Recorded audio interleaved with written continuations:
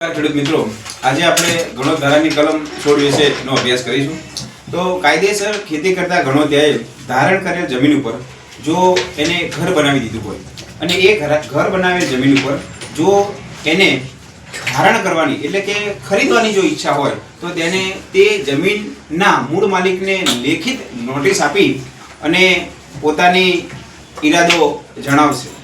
ત્યાર પછી તે જમીન માલિક જો ગણોત્યાએ ધારણ કરેલ જમીન પર ઘર બનાવેલ હોય અને ખરીદ કિંમત નક્કી કરવા માટે અથવા આપવા માટે કોઈ આનાકાની કરતો હોય તો ગણોત્યો કોની જોડે જશે? તો ટ્રિબ્યુનલ જોડે એક અરજી કરવાની રહેશે.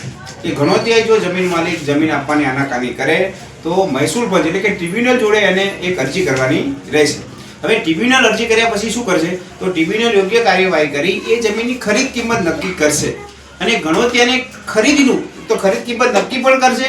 ત્યારબાદ ટ્રિબ્યુનલ જે છે એ ગણોત્યાને એ જમીન ખરીદી છે એનું પ્રમાણપત્ર પણ કાઢી આપવાની યોગ્ય જોગવાઈઓને અનુસરશે.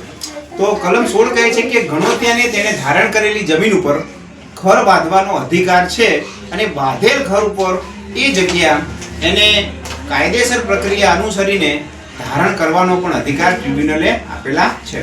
તો આશા રાખું છું કે આ વિડીયો આપને ઉપયોગી નીવડ્યો હશે. વિડીયોને શેર, લાઈક અને સબસ્ક્રાઇબ કરવું ભૂલશો નહીં. જય જવાન, જય કિસાન.